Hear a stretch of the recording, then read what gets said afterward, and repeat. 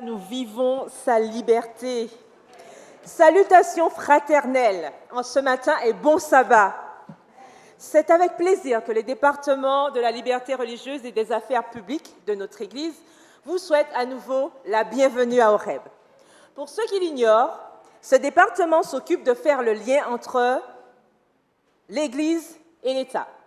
Par exemple, c'est le responsable de la fédération, donc de la liberté religieuse, qui va permettre aux adventistes du 7e jour de voter, d'accord, de permettre que les bureaux de vote soient ouverts un peu plus longtemps pour que nous ayons l'occasion de voter.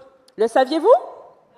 Donc bientôt, il y aura des élections. Nous espérons bien sûr que ce sera fait et que nous aurons la possibilité de faire, n'est-ce pas, notre devoir de citoyen. Ça, c'est au niveau fédéral, donc sous couvert du président. Donc c'est le rôle du responsable de la liberté religieuse et des affaires publiques. Au niveau local, par exemple, lorsque un élève ou même un adulte, dans le cadre de son travail, a des difficultés pour faire valoir ses droits concernant le droit de pouvoir adorer, d'avoir ses propres convictions, là aussi, le responsable de liberté religieuse intervient. Donc voilà dans ce cadre que ce département existe. Donc c'était un petit rappel. Ce matin, lors de l'histoire des enfants, j'ai entendu Kelly qui demandait aux enfants s'ils étaient dans la joie. Maintenant, je demande aux adultes, êtes-vous dans la joie ce matin? Êtes-vous joyeux?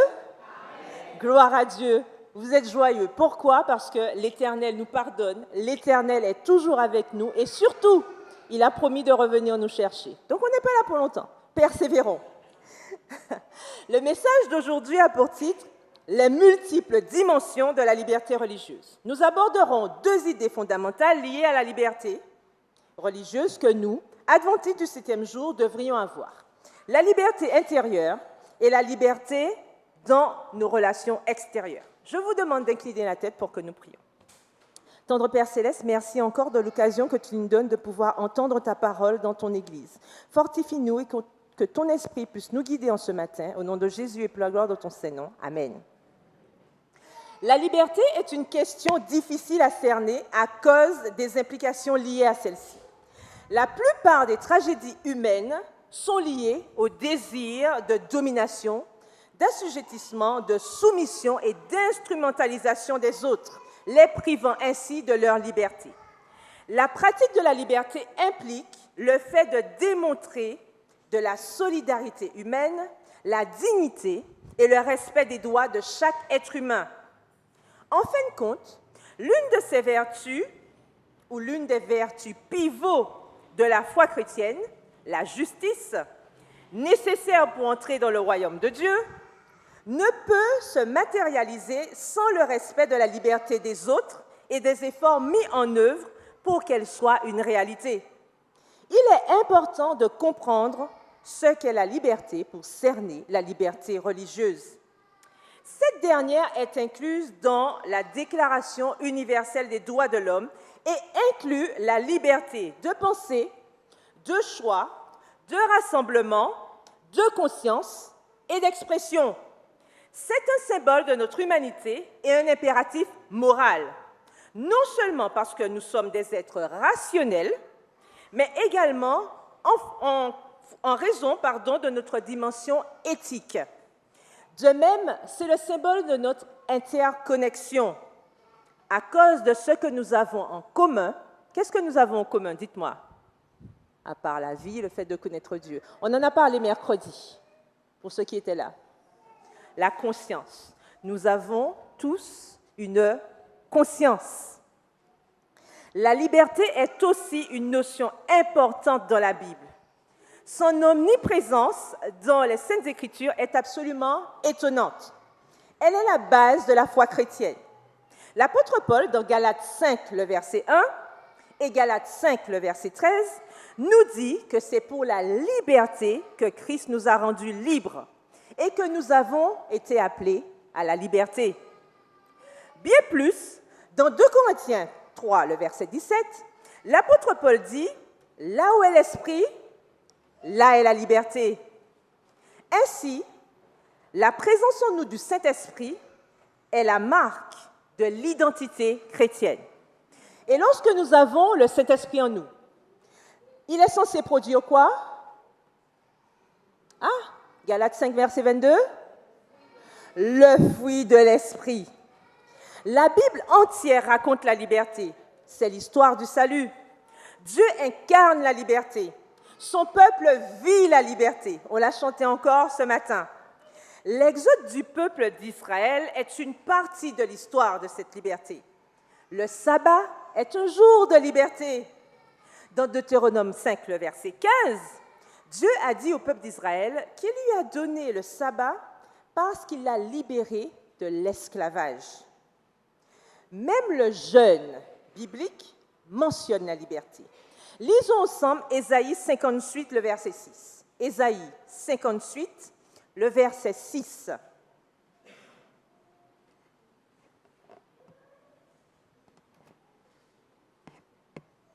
Ce texte nous dit « Voici le jeûne auquel je prends plaisir.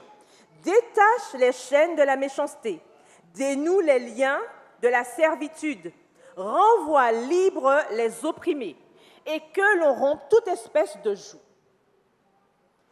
Le sanctuaire, dans sa fonction et ses rites, était connecté à la liberté de la condamnation, la liberté de la souillure, et en fin de compte, la liberté d'adorer et de communier avec Dieu. Qu'est-ce que la justification? C'est la liberté de la condamnation. Qu'est-ce que la sanctification? C'est la liberté des souillures, de la disqualification de la communion d'avec Dieu. Qu'est-ce que la glorification? C'est la liberté de la honte et de la condamnation éternelle. Toutes ces choses étaient représentées dans le sanctuaire. L'Évangile même est la bonne nouvelle de la liberté, n'est-ce pas? Le salut est la liberté du salaire, de la puissance et de la présence du péché qui se concrétisera quand? Quand est-ce? Ah, vous ne savez pas? J'ai une bonne nouvelle pour vous. Quand Jésus va revenir. Donc le mal aura une fin. Quand Jésus va revenir, le salut sera concrétisé. Il a apporté la liberté à sa première venue et il revient pour achever ce qu'il a commencé. Cette fois, cela inclura la libération des corps corruptibles, de la maladie et de la mort une fois pour toutes. Les messages des 3 anges trouvés dans Apocalypse chapitre... Apocalypse chapitre 14. Mes amis, mes frères et sœurs, c'est la base de notre mouvement, n'est-ce pas? Le message des 3 anges. Apocalypse 14. Donc, ces messages sont aussi focalisés sur la liberté. L'Évangile éternel a de multiples facettes, dont la bonne nouvelle du jugement. Je précise, la bonne nouvelle du jugement. En effet, Babylone ne serait pas tombée si l'heure du jugement n'était pas venue. Nous sommes invités à une vie d'affirmation de la souveraineté de Dieu. Nous lui rendons gloire, nous lui présentons notre reconnaissance en tant que créateur. C'est là la véritable liberté. Lorsque nous considérons le message du second ange, il parle de la fin de l'exil, la libération de l'oppression, la libération du règne des régimes totalitaires, politiques et religieux, la libération des messages, des miracles et de la fascination pour Babylone. Et le message du troisième ange est un appel à une consécration totale, une allégeance inconditionnelle à Dieu, ce qui mène à la liberté. Maintenant que nous avons vu l'importance de la liberté dans la Bible, parlons de cette première idée qui est la liberté intérieure.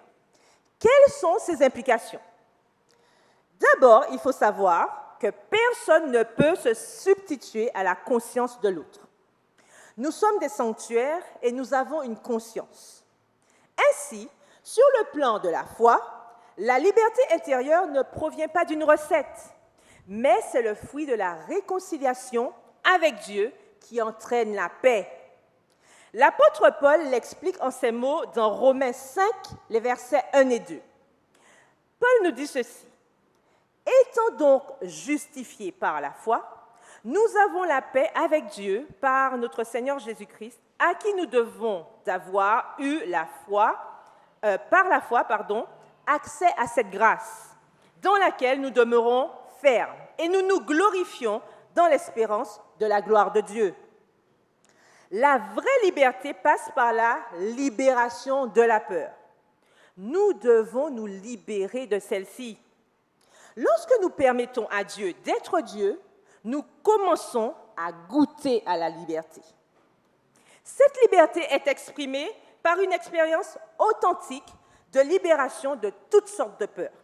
Car l'attachement à la peur dans la vie du chrétien est la source d'une vie sans l'amour de Dieu et l'amour du prochain, que Jésus a présenté de manière éloquente comme étant le résumé de notre mandat. Pour que cet amour soit manifeste, on doit se libérer de la peur. Voici quelques exemples de ce dont nous devons nous libérer. Premièrement, la peur de ce que les hommes peuvent nous faire ou dire pour détruire notre réputation. Prenons le cas d'Abraham. Par 2 fois, il a compromis sa femme par peur, à croire qu'il avait oublié qu'il connaissait Dieu. Il n'a pas su vaincre sa peur pour éviter de mentir. Quel contraste avec la foi où il n'a pas hésité à vouloir sacrifier son fils à la demande de Dieu. Il n'avait pas hésité. Lorsque notre amour et notre confiance en Dieu priment, la peur disparaît et nous réalisons de grandes choses en son nom. Amen. Jésus en est l'exemple ultime. Il a vaincu la peur face à la croix. Il a même prié pour ses ennemis. Cela est l'exemple suprême de la liberté. Il souffrait le martyre, mais son esprit était libre. Dans Deutéronome 32, verset 35, on peut lire ceci. « À moi la vengeance et la rétribution. » Comme le dit un fameux chant local, « Laisse parler les gens. » On ne peut pas contrôler la pensée des autres, mais on peut éviter que leurs attitudes et leurs paroles nous gâchent la vie. Pour être libre, il faut être capable de faire abstraction de ce que pensent ou disent les autres de négatif. Dieu est celui qui nous venge. Il est facile de devenir un criminel en recherchant la vengeance. Alors, préservons-nous et faisons confiance à Dieu. Deuxièmement, la peur de ne pas recevoir une bénédiction. Les bénédictions font partie des promesses de Dieu. Proverbe 10, le verset 22 nous dit « C'est la bénédiction de l'Éternel qui enrichit et il ne la fait suivre d'aucun chagrin. » Malachie 3, verset 10 aussi nous précise « Apportez à la maison du trésor toutes les dîmes, afin qu'il y ait de la nourriture dans ma maison. Mettez-moi de la sorte à l'épreuve, dit l'Éternel, et vous verrez si je n'ouvre pas pour vous les écluses des cieux, si je ne répands pas sur vous la bénédiction en abondance. » Ça, je n'ai cité que 2 promesses. Il y en a plein d'autres. Donc, nous voyons qu'il suffit de croire et cela libère notre esprit. Troisièmement, la peur de perdre un privilège. Daniel n'a pas eu peur de perdre ses privilèges, voire sa vie, lorsque, malgré l'édit perfide de ses collègues, approuvé par le roi Darius, qui interdisait de prier à un autre Dieu ou un autre homme pendant combien de jours? Allez, je vous aide. Pendant 1 mois, ça fait combien de jours? 30 jours. Voilà. Donc, pendant 30 jours, il n'avait pas le droit de prier à qui que ce soit. Mais Daniel, lui, tranquille le chat, comme j'aime dire, il a continué à prier à son Dieu, parce que lui, il savait en qui il avait cru. C'était le vrai Dieu. Ses compagnons aussi, ils n'ont pas hésité devant Nebuchadnezzar, un roi qu'ils respectaient certes. Ils n'ont pas hésité à ne pas fléchir le genou devant la statue, n'est-ce pas? Nebuchadnezzar voulait que tout le monde l'adore, mais les compagnons de Daniel savaient à qui ils devaient l'adoration. Et c'était à Dieu. Et nous voyons que le fait de ne pas avoir eu peur de perdre leur privilège, eh bien, Dieu a délivré Daniel de la fosse au lion et il a délivré les compagnons de la fournaise ardente. Aucun privilège n'est plus grand et louable que celui d'appartenir au Père céleste et de pouvoir espérer la vie éternelle. La liberté intérieure nous permet de garder la foi en toutes circonstances, de garder à l'esprit que le seul qui apprécie notre service sincèrement, c'est Dieu. Cette liberté est un don de Dieu. Elle provient du Saint-Esprit. C'est l'une des composantes du fruit de l'Esprit. Cette paix est l'un des plus grands dons de Dieu pour cette vie. Elle conduit à la paix avec lui, à la paix avec soi-même et avec autrui. Quatrièmement, la peur de la mort. Cette peur nous rend esclaves du malin, d'après Hébreux 2, le verset 15. La mort ne doit pas annuler notre confiance en Dieu et notre amour pour lui. Par contre, notre amour pour Dieu doit annuler notre peur de la mort. À cet effet, nous pouvons voir le merveilleux exemple de notre Seigneur qui, face à la mort, pouvait déclarer « Entre tes mains, je remets mon âme » ou « mon esprit », selon certaines versions. Si nous sommes sincèrement à Christ, si nous sommes attachés à lui, nous n'avons pas besoin de craindre la mort, puisque nous avons une espérance. Cinquièmement, la peur d'être emprisonné.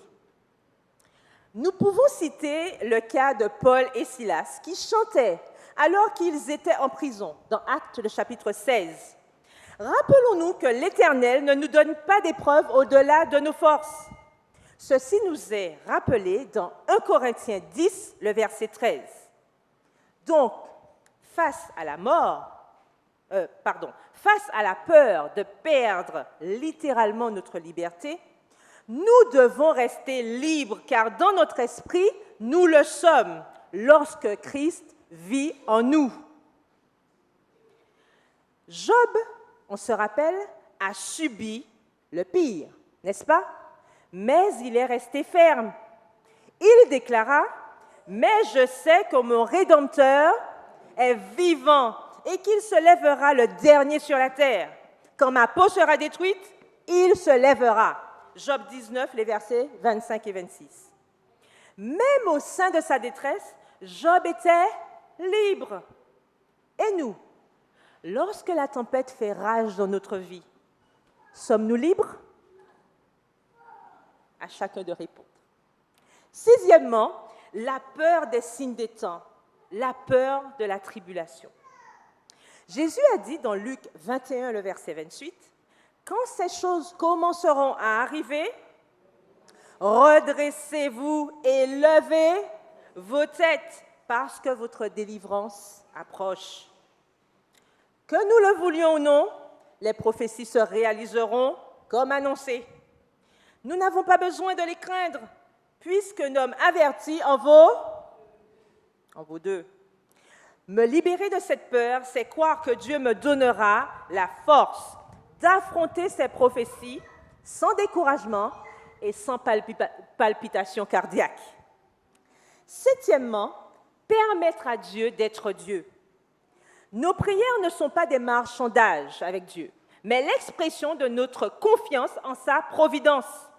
Nous lui disons que ta volonté soit faite, n'est-ce pas, lorsque nous prions, comme Jésus nous l'a enseigné. C'est la liberté d'aimer Dieu parce qu'il est Dieu. Jean-Marie Guélette a déclaré ceci.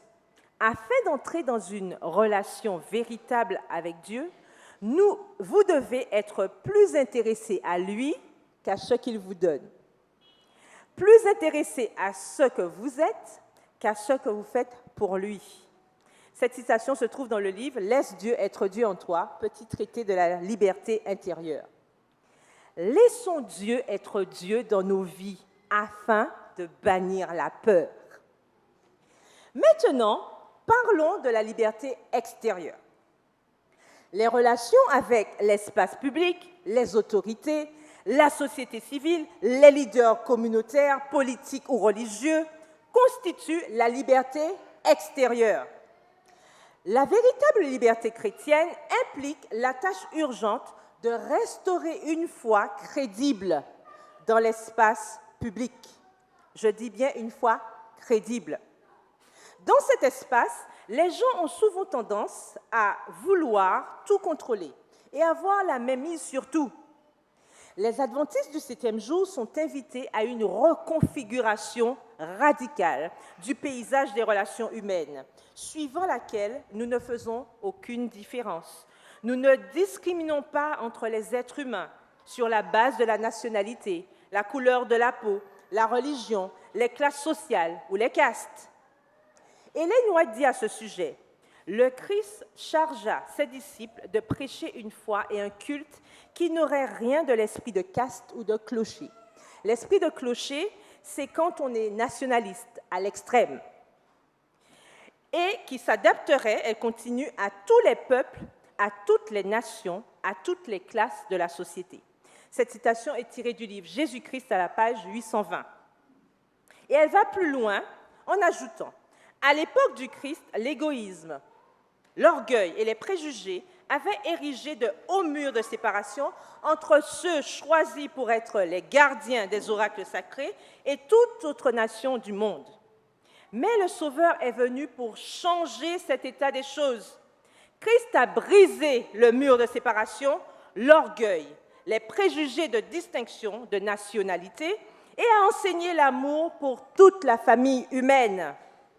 Il nous enseigne à regarder à chaque âme nécessiteuse comme notre prochain et le monde comme notre champ. » Cette citation est tirée du livre « Thoughts from the Mount of Blessings » à la page 22, donc c'est « Pensées de la montagne de bénédiction » écrit par Ellen G. White. Ce livre n'a pas été traduit malheureusement en français.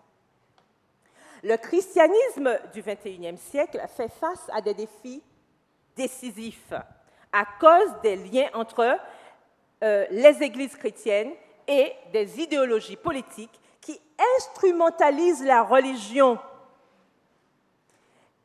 pour le positionnement politique, le contrôle et l'imposition de leurs valeurs dans des agendas sociaux.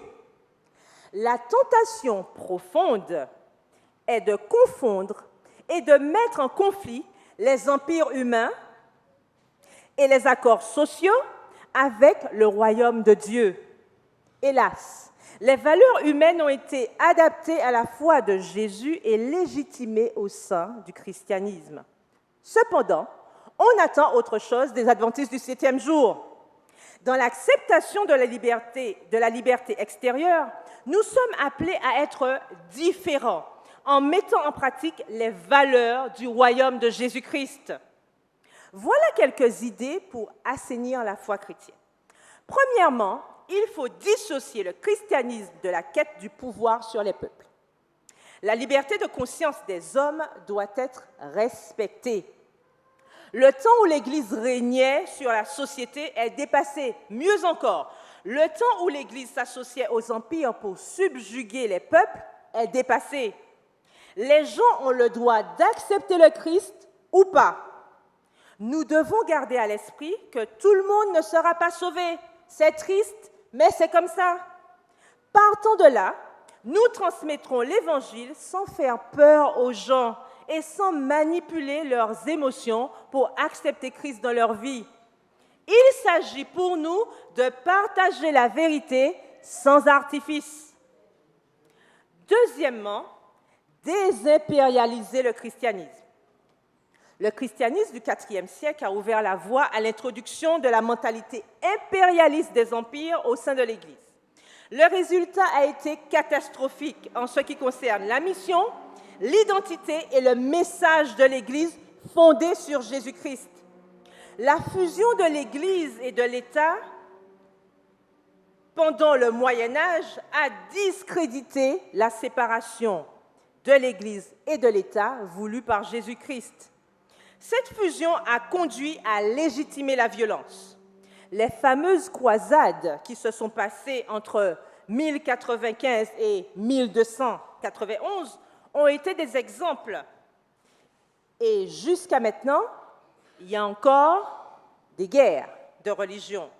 Orthodoxes contre musulmans, juifs contre musulmans, protestants contre catholiques, et j'en passe et des pires, dans différentes régions du monde.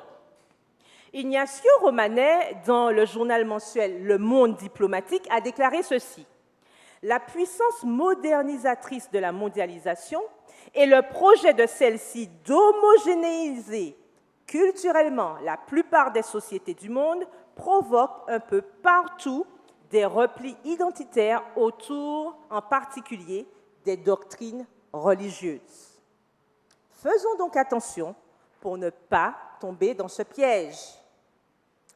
Troisièmement, dépolitiser la foi chrétienne. Il faut éviter de faire de la politique déguisée à l'Église. Certains emploient des méthodes de campagne électorale traditionnelles tout en attestant l'aiguillage du Saint-Esprit. Cependant, ce n'est pas la méthode du Christ. La foi chrétienne fuit la manipulation et la ruse. Quatrièmement, réinstituer les valeurs universelles inhérentes à la foi chrétienne. Quelles sont-elles? Nous pouvons lire ça dans 1 Corinthiens 13, le verset 3, la première partie. Mais ces trois choses demeurent: la foi, l'espérance et l'amour, des valeurs universelles. La foi chrétienne est inséparable des principes et valeurs universelles. La foi permet de croire quoi qu'il arrive. L'espérance permet d'attendre, quelle que soit la durée. Et l'amour est ce qui nourrit la foi et l'espérance.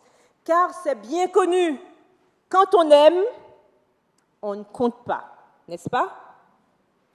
Cinquièmement, se focaliser sur le principe biblique de « tout pour la gloire de Dieu ». Ceci implique de rechercher la volonté absolue de Dieu telle que présentée dans les Saintes Écritures. Nos contrats sociaux ne doivent pas se confondre avec l'idéal divin. Pas de compromis lorsqu'il s'agit des principes divins. Quand il y a Dieu dans la balance, c'est lui qui doit peser le plus lourd. Il n'y a pas de 50-50. C'est tout ou rien. Sixièmement, préférer la paix autant que possible. Nous devons être des bâtisseurs de paix et de réconciliation. On l'a encore entendu ce matin. Ceci est inséparable des enseignements de Christ, de sa personne, de son royaume et de sa justice. Mais attention, sans occulter le fait que dans ce monde, il n'y aura pas de paix totale tant que le mal ne sera pas détruit. Certes, il faut éviter les conflits, mais sans nous bercer d'illusions et mener une politique de l'autruche pour ne pas affronter certaines situations qui discréditent l'Église, sous prétexte qu'il faut être des artisans de paix.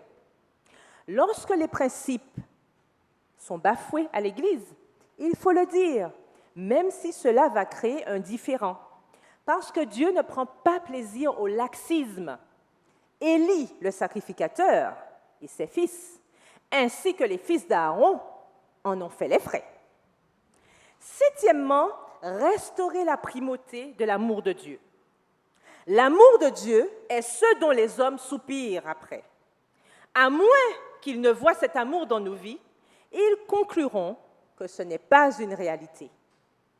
Pour finir, la liberté religieuse permet la dignité de la différence, alors que nous recherchons les intersections de valeurs qui permettent d'améliorer les conditions d'existence et de coexistence entre les êtres humains, tout en demeurant fermes sur les principes bibliques. Notre nom adventiste du 7e jour comprend deux composantes liées à la liberté. Le sabbat, le 7e jour, n'est pas uniquement une célébration de la création et du salut, mais une préfiguration de l'éternité. Dans la même veine, le nom adventiste est une annonce prophétique de la liberté à venir. lorsque Jésus reviendra. Je l'ai dit tout à l'heure. Jean 8, le verset 36 nous dit « Si le Fils vous rend libre, vous serez réellement libre. » Et l'exemple de prière que Christ nous a laissé dans Matthieu le chapitre 6, Matthieu 6, les versets 9 à 13, nous connaissons l'oraison dominicale, c'est une prière de libération. On commence en disant « Notre Père ». Cette expression, à elle seule, rappelle que nous avons un Père en commun. Nous formons une seule famille. Puis nous disons que ton nom soit sanctifié. C'est la libération de l'idolâtrie. Nous avons un seul Dieu, l'unique, le Dieu éternel. Ensuite, que ton règne vienne. C'est la libération du territoire occupé, car ce monde est un territoire occupé. C'est un territoire en occupation. Que ta volonté soit faite. C'est la libération du chaos, car seule la volonté de Dieu peut nous unir et libérer ce monde en désarroi. Donne-nous aujourd'hui notre pain quotidien. C'est la libération du besoin. Dieu est notre pourvoyeur. Pardonne-nous nos offenses. C'est la libération de la culpabilité, de la condamnation. Le texte ajoute, comme nous pardonnons aussi à ceux qui nous ont offensés. C'est la libération des rancœurs, de l'hostilité, de la haine des autres. Ne nous induis pas en tentation. C'est la libération du manque de secours, de la faiblesse de la volonté, de l'impuissance face à la tentation des yeux, la tentation de la chair, la tentation de l'orgueil. Délivre-nous du mal. C'est la délivrance de l'abandon entre les mains de notre ennemi. Puis le texte s'achève en ces mots. Car c'est à toi qu'appartiennent dans tous les siècles le règne, la puissance et la gloire. C'est la libération de la tentation d'usurper une prérogative qui ne revient qu'à Dieu seul, à qui tout appartient. Puisse le nom de Dieu être élevé dans nos vies, car il est un Dieu de liberté. Maranatha, que le Seigneur Jésus nous apporte la libération éternelle, la communion dans la paix et l'amour. Amen.